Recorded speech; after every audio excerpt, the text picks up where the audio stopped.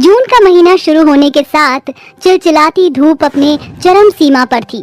चारों तरफ लू भरी गर्म हवाएं चल रही थीं। तभी कड़कती धूप अचानक काले घने रात भरे मौसम में बदल जाती है।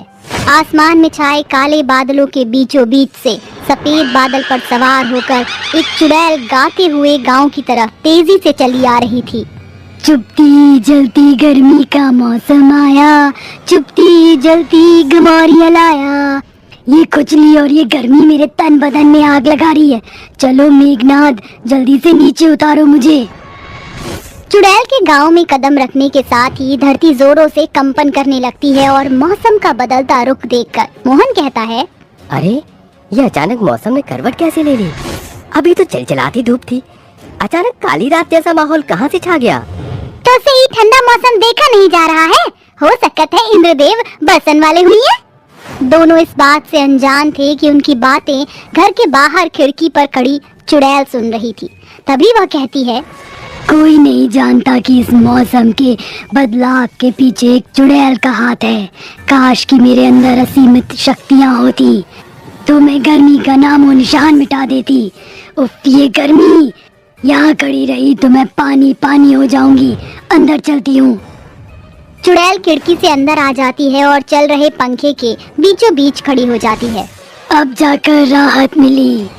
जब पंखे के नीचे खड़े होकर मुझे इतनी हवा मिल रही है तो इस पर बैठकर मुझे कितना सुकून मिलेगा। ये कहकर चुड़ैल अपनी शक्तियों का प्रयोग करते हुए पंखे के ऊपर बैठ जाती है और कहती है, जन्नत तो इस पंखे पर है। चुड़ैल छत से लटके पंखे पर सवार होकर चक्कर काटने लगती है।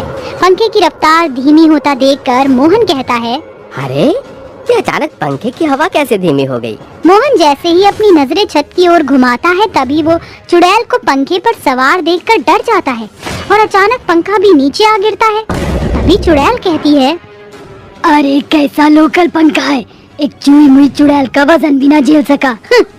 अरे मैया, मर गया। चुड़ैल, बिंदिया, एरी बिंदिया, जल्दी आओ। आवाज सुनकर बिंदिया बाहर आती है और चुड़ैल को देखकर थरथराती हुई कहती है, चुड़ैल। एक तो गर्मी ने मेरा हाल बेहाल कर रखा है, ऊपर से तुम दोनों डरकर पसीने मत बहाओ। अरे गाँव वालों बचाओ, एक चुड़ैल हमारे घर में घुस आई है। दोनों को ऐसे चिल्लाता देखकर चुड़ैल गुस्से में आकर अपने दोनों हाथों को आगे बढ़ाकर उनकी गर्दन दबोचकर मार डालती है और कहती है, एक तो गर्मी के मारे मेरी खोपड़ी का पारा हाई था, ना चाहकर भी मुझे बेचारी इस बिंदिया को मौत की नींदिया सुलाना पड़ गया। चुड़ैल उन्हें मार कर वहाँ से उड़ते हुए एक घर में चल पड़ती है, जहाँ दीवार पर लगे एसी से आ रही ठंडी हवाएं पूरे घर को ठंडा कर रही थी। तभी चुड़ैल अंदर आकर कहती है, इस चिलचिलाती गर्मी में भी इतनी ठंडी हवाएं, ऐसा लग रहा है बर्फ की वादियों में आ गई हूँ। चुड़ैल कमरे के चारों ओर उड़ते हुए हवा का आनंद लेते हुए कहती है, ये झोंके हवाओं के झोंके, रहना बस मेरे ही होके, ताकि मुझे राहत मिल सके, शरीर का पसीना रुक सके। कितना मजा आ रहा है। चुड़ैल एसी के ऊपर बैठ जाती है और तभी सुमति कहती है, आरव बेटा जल्दी से फ्रेश होकर आजा, तब तक मैं नींबू पानी बनाती हूँ। ओके पा। सुमति जैसे ही फ्रिज खोलती है तभी चुड़ैल कहती है, ये क्या है, चल कर देखती हूँ।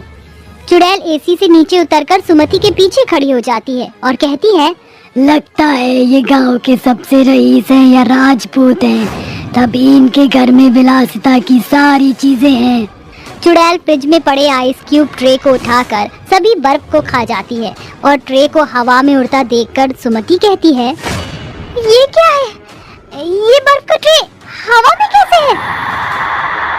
ऐसे क्या हुआ, डर लग रहा है? डरो मत, मैं खुद को इस फ्रिज में बंद कर लेती हूँ। वो क्या है ना, मुझे बहुत ज्यादा गर्मी लगती है। चुड़ैल फ्रिज के अंदर घुसकर बैठ जाती है और तभी सुमति जोरों से चिल्लाकर कहती है, आरव जल्दी आ, हमारे घर में एक चुड़ैल घुस आई है। आरव के कानों में उसकी आवाज नहीं पहुंचती। तभी चुड़ैल कहती है, क्या हुआ, बेटे ने माँ की पुकार नहीं सुनी, मैं संदेशा पहुंचाऊं क्या? ये कहकर चुड़ैल फ्रिज से बाहर निकलकर हवा में उड़ती हुई बाथरूम के पास जाती है। तभी दरवाजा खुल जाता है और आरव कहता है, बंदी तो बेदर्दी है, सर्दी में भी गर्मी है, हाय गर्मी। चुड़ैल आरब के चेहरे के एकदम पास आकर कहती है, क्यों रे चिकने, नहाने के बाद भी तुझे गर्मी लग रही है? मुझे भी बहुत गर्मी लगती है। चुड़ैल बचाओ बचाओ। मुझे पता था कि तू गला जरूर फाड़ेगा। चुड़ैल उसका गर्दन पकड़े उड़ते हुए सुमति के पास लापटकती है और कहती है, तुम इंसानों की दिक्कत क्या है? अरे गर्मी क्या तुम्हें अकेले ही लगती है? चुड़ैल को गर्मी क्यों नहीं लग सकती? अरे आरब, जा गांव वालों को बुला कर ला। आरब जैसे ही दरवाजे की तरफ भागता है, चुड़ैल अपनी शक्ति से दरवाजा बंद करके उन दोनों को मौत के घाट उतार देती है। और ऐसे ही हर रोज चुड़ैल दोपहर में पड़ने वाली सबसे कड़कती गर्मी से राहत पाने के लिए बादल पर सवार होकर गांव में आती और उसके आने से सूरज बादलों के पीछे छुप जाता और दिन दहाड़े ही अंधेरा छा जाता। इस तरह गांव में मौत का कहर अब बहुत ज्यादा बढ़ने लगता है। तभी सभी बातें करते हुए कहते हैं, वो चुड़ैल गर्मी से बचने के लिए दोपहर में ही हमारे गांव में आती है। अब तो ये सोचना है कि आखिर उस गर्मी वाली चुड़ैल से बचे कैसे। सभी उस गर्मी वाली चुड़ैल से बचने का समाधान ढूंढ रहे थे। तभी एक प्यासा साधु गांव में आकर उनसे पानी मांगता है और गांव वाले उसका स्वागत सत्कार करते हैं। जिसके बाद तपस्वी कहता है, ईश्वर तुम सभी का कल्याण करे। बाबा, हमारा गांव नाश होने की कगार पर है। गांव वाले उन्हें गर्मी वाली चुड़ैल के कहर का कच्चा चिट्ठा बताते हैं और तपस्वी कहते हैं, दोपहर हो चुकी है, वो चुड़ैल आती ही होगी। सभी ये कह ही रहे थे कि चुड़ैल बादलों पर बैठकर जैसे ही गांव में कदम रखती है, चारों तरफ अंधेरा हो जाता है। और बाबा कहते हैं, तो तू है चुड़ैल, बता क्या चाहती है इस गांव से? मैं तुझे क्यों बताऊं? बता, वरना मैं अपने मंत्रों की शक्ति से तुझे यहीं भस्म कर दूंगा। ये भस्म करने की बात मत कर, वैसे इतनी गर्मी है। अरे कोई एसी चलाओ रे। तू सीधी तरह से नहीं मानेगी। बाबा मंत्रों का उच्चारण करने लगते हैं और चुड़ैल कमजोर पड़कर सब कुछ बताने लगती है। मीरा नाम की एक गरीब भिखारन सड़क पर भीख मांगकर अपना पेट भरती थी।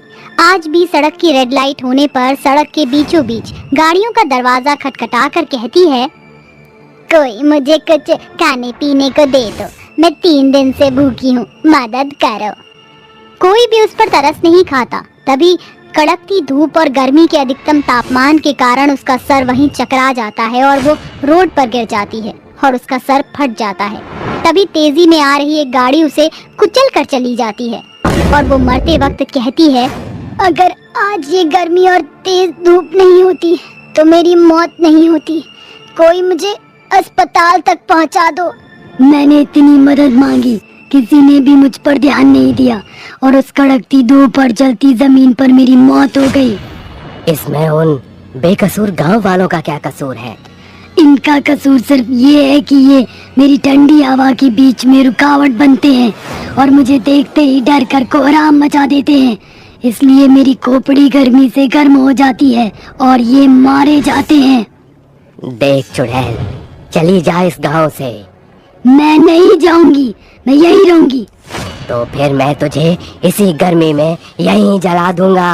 ये कहकर बाबा मंत्रों का उच्चारण करते हुए उस पर 7 पवित्र नदियों का जल छिड़ककर जला देते हैं। जिसके बाद गर्मी वाली चुड़ैल के खत्म होने के साथ मौसम साधारण हो जाता है। आपको ये कहानी कैसी लगी हमें कमेंट पे बताएं एंड हमारे चैनल को सब्सक्राइब करना मत भूलें।